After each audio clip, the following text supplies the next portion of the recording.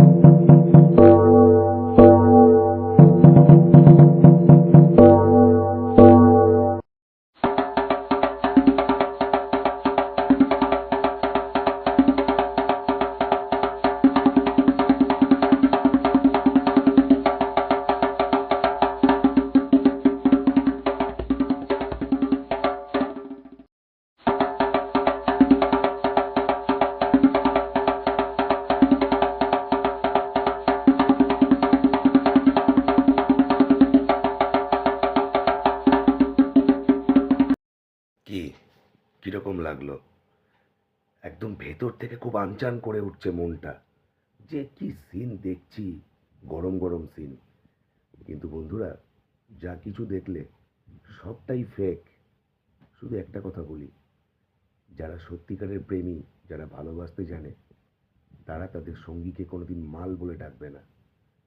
ভালোবাসাটা একটা শ্রদ্ধা আর সম্মানের জায়গা, ঠিক আছে? সত্যিকারের ভালোবাসা জীবনে একবারই আসে। এখন যারা সম্পর্কে ঠকে, সেটা ভালোবাসাই ছিল না। যাই হোক, একটা কথাই বলবো, মেয়েদেরকে সম্মান করো,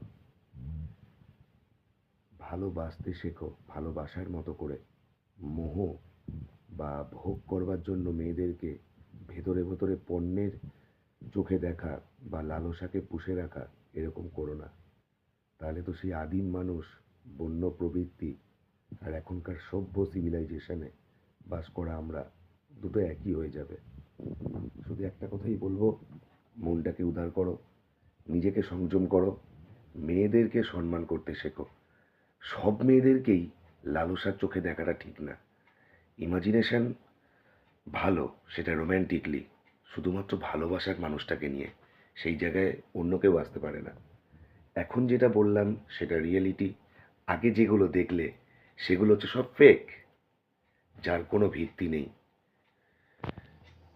টাটা। আর হ্যাঁ, ভালোবাসা কখনো ভাগ হয় না। একটা সঙ্গী, আরেকটা সঙ্গী, দুটো মানুষই আজীবন ভালোবাসায় আবদ্ধ থাকে, যদি না একজন বিট্রে করে। ঠিক আছে? একজন মানুষ বহু মানুষের সঙ্গে একই রকমভাবে সঙ্গমে লিপ্ত হতে পারে না। তাই রিয়েলিটি আর যেটা ইমাজিনেশন, দুটো তফাৎ করে দেখিয়ে দিলাম। দৃষ্টিভঙ্গি বদলাও বন্ধু, জাগো গ্রাহক, জাগো।